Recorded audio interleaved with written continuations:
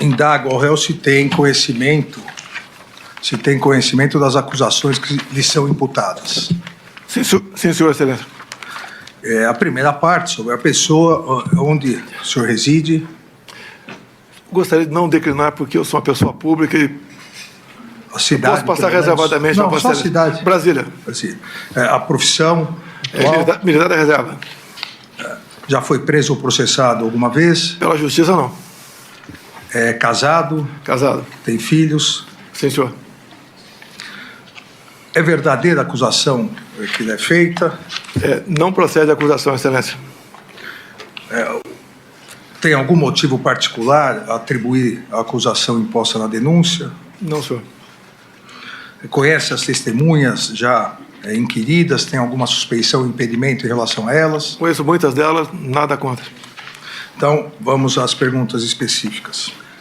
No dia 5/7/2022, a reunião ministerial, que já foi várias vezes aqui citado, uma vez que outros réus do Núcleo 1 participaram, o ex-ministro da Justiça Anderson Torres, Paulo Sérgio Nogueira, o ex-ministro da Defesa, e Augusto Heleno, também o ex-ministro da Casa, do GSI.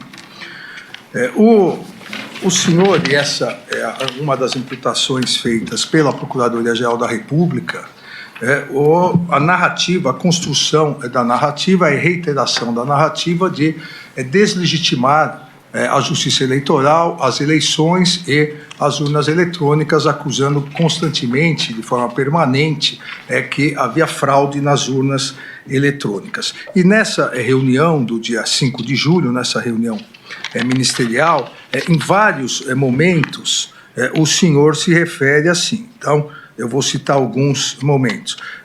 Que as eleições, as pesquisas estão exatamente certas, diz o senhor, de acordo com os números que estão dentro dos computadores do TSE, né? Ainda, entre aspas. Está a notícia hoje na imprensa, o Fachin, à época presidente do Tribunal Superior Eleitoral, o Fachin assinou um acordo aí com outros países para vir fiscalizar a eleição. Olha, com todo o respeito a todos vocês aqui, vocês agora irem fiscalizar as eleições, a minha avó, o João das Couves, um marciano, não vai descobrir nada. É tudo perfumaria. É como aquela pessoa que se maqueia muito bem para se parecer bonita, né? Mas se der uma chuvinha, vai tudo por terra. É o que está acontecendo no Brasil. Depois, também na sequência, o senhor se referindo diretamente ao ex-ministro Paulo Sérgio diz, entre aspas, nós vamos esperar chegar 23, 24 para se fuder, depois perguntar por que eu não tomei providência lá atrás. E não é providência de força, não. Um palavrão. Não é dar tiro. Paulo Sérgio, vou botar a tropa na rua, tocar fogo aí, metralhar. Não é isso, porra. Daí para frente, quero todo ministro fale o que eu vou falar aqui e vou mostrar. Se está achando que eu vou ter 70% dos votos e vou ganhar como ganhei em 2018 e vou provar, o cara está no lugar errado. Aqui não tem ninguém com... E continua. Aí mais um trecho. Entre aspas.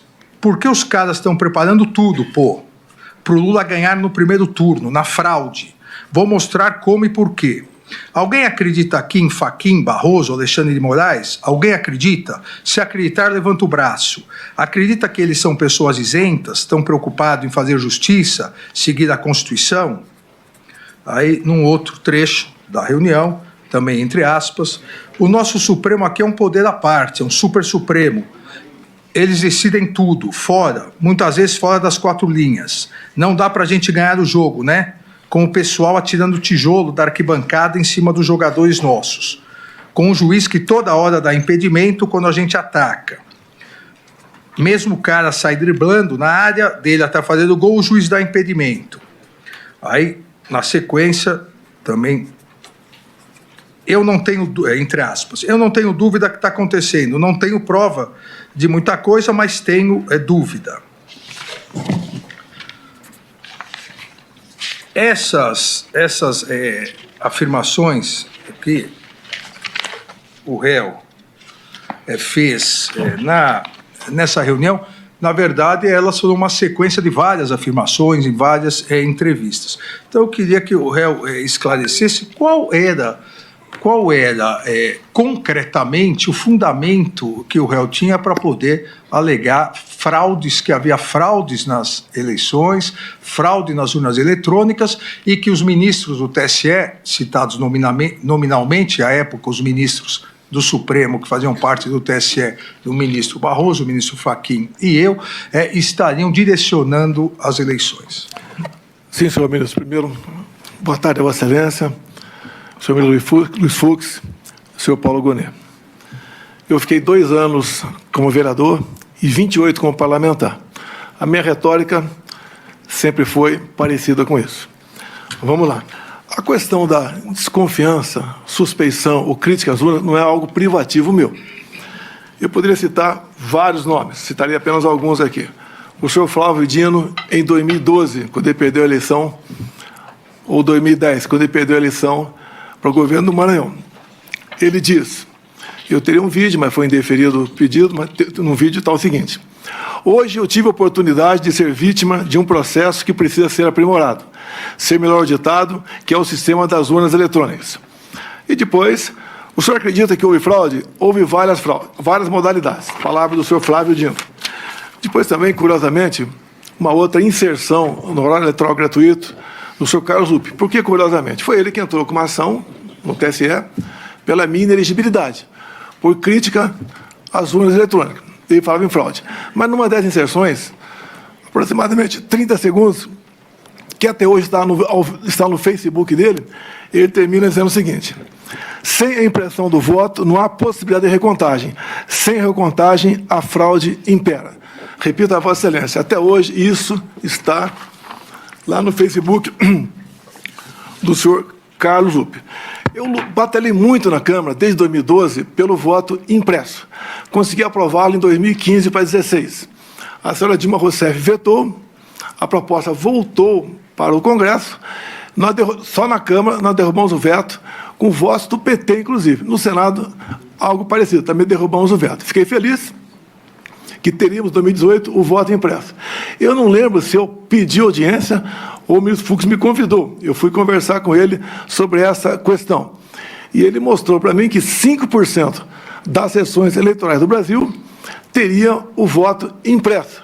Por que 5%? Porque não tinha recurso para mais coisa. E, com o tempo, ia chegar a 100%. Fiquei muito feliz, agradecer ao ministro Fux, me tratou muito bem. Mas, infelizmente, logo depois, por 8-3, o Supremo Tribunal Federal declarou o voto impresso como sendo inconstitucional, porque a impressão do voto poderia ferir a segurança das eleições. Bem, então tivemos o voto normal em 2018. A minha campanha 2018, algo atípico, com todo respeito, nem eu esperava que me eleger presidente, tendo em vista quem eu era. Eu era um parlamentar que não era parlamentar de partido, eu não tinha apoios políticos, mas acabei, então, como desde 2014, após o segundo turno das eleições, eu me lancei pelo Brasil falando que ia disputar a eleição em 2018, acabei me elegendo, sem antes passar por uma facada, quase me levou a óbito. Me permite estender um pouquinho mais essa questão aqui. Pode ficar à vontade. Me elegi presidente, não tinha quem botar na presidência, poucos nomes tinha para botar na presidência, acabei montando o ministério e nós aqui, com pessoas competentes, sem o critério político partidário para botar as pessoas lá, fizemos um ministério que é reconhecido por grande parte da população como um ministério excepcional. Fizemos muita coisa. Lei da Liberdade Econômica, o PIX, Água para o Nordeste, Bolsa Família, triplicamos o seu valor, marcos, entre tantas outras coisas. A questão do armamento também, apesar de ser acusado de ser um armamentista visando a violência diminuiu quase 30% entre o governo anterior e o meu governo, tendo em vista a política de armamento. Bem, outra coisa importante também, onde comecei a criar inimizades cada vez maiores, desde o começo do meu mandato, foi na escolha de pessoas para compor aqui bancos oficiais estatais. Só falar de 2 estatais só. Porto de Santos dava um prejuízo de 500 milhões por ano, entreguei com lucro de 500 milhões. Então, esse 1 bi ia para algum lugar, para algum ralo, ganhei inimizades por aí. Uma outra, para ser mais rápido, Itaipu Binacional. Chegamos lá, botei o senhor Silvio Luna como presidente da estatal, e ao longo de 4 anos, nós reduzimos a tarifa em dólar de 45%, e uma empresa que era conhecida apenas por gerar energia, o que ela fez a mais? Fez a segunda ponte com o Paraguai, uma ponte com 170 metros de vão. Começamos a fazer a segunda ponte Porto Mutinho. Alongamos em 600 metros o aeroporto de Foz do Iguaçu.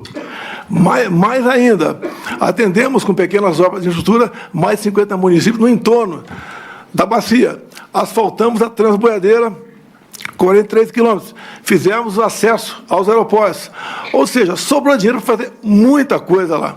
E, obviamente, isso, no passado, a tarifa era cheia e nem obra era feita e era usado à vontade esse recurso. Por que à vontade?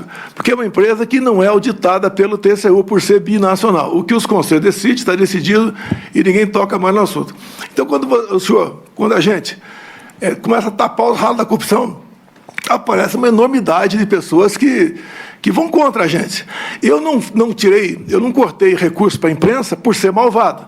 É que eu fui o único presidente, senhor ministro, o único que tinha um teto de gasto pela frente. Eu não podia gastar mais do que aquilo, diferentemente do que acontece agora, do que acontecia antes de mim. Ganhei também, então, uma antipatia enorme da imprensa contra a minha pessoa. E também a questão das pautas dos costumes, né? Eu sou católico, minha esposa é evangélica, e eu sempre preservei a família e a inocência de criança em sala de aula. Mais um foco de atenção contra a gente. E até do próprio Supremo Tribunal Federal, respeitosamente, eu tinha pelo menos uma ação por semana para me explicar em 24 ou 48 horas o porquê daquilo. Mas faz parte da regra. Vossa Excelência, o senhor ministro Fux, aqui do Supremo, não me viram desrespeitar uma só ordem do senhor. Não me viram em nenhum momento eu agi contra a Constituição. Eu joguei dentro das 4 linhas o tempo todo. Muitas vezes me revoltava, falava palavrão, me revoltava, tá? Falava o que devia falar, sei disso, mas, no meu entender, fiz aquilo que tinha que ser feito. Quanto à providência na questão das eleições aqui, eu deixo claro a Vossa Excelência, as Forças Armadas não se miscuíram na política. E nem eu, como presidente, também fiz o mesmo. O senhor ministro Barroso, enquanto presidia o TSE, criou a Comissão de Transparência Eleitoral e colocou lá dentro, entre outras instituições, as Forças Armadas. O que eu falei para o ministro da Defesa? Já que colocaram a gente aqui, vamos fazer o melhor possível para auxiliarmos o TSE para que a eleição seja mais clara e transparente possível. No tocante àquela reunião de julho, onde alguns falam que reunião do golpe com 20 plaquinhas na frente das pessoas, mas 40 pessoas assistiam. Vossa Excelência falou ali que dos 70%. Coincidência, talvez, ministro? Eu complementei. Vão aparecer 49. Apenas uma coincidência. Não tinha prova de nada no tocante. Quer dizer, um desabafo meu, com toda certeza. Dúvida sobre eleições.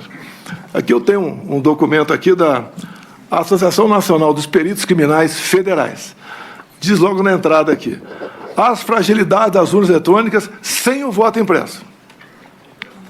E mais na frente, também, a Associação Nacional dos Peritos Criminais diz: fraude sistêmica facilitada, consenso científico, todo sistema eletrônico / computacional possui vulnerabilidades. Então, basicamente, senhor ministro, a minha retórica me levava a falar dessa maneira. Essa reunião não era para ter sido gravada, é algo reservado. Como em tudo quanto é local, se faz reunião reservada. Alguém gravou, no meu entender, de má fé. E ela tornou-se pública. Senão eu não estaria explicando essa questão aqui agora. Essa foi a minha retórica, que usei muito enquanto deputado e depois como presidente, também buscando aí o voto impresso como uma forma a mais de termos mais uma barreira, né, para evitar qualquer possibilidade de se alterar o resultado de umas eleições.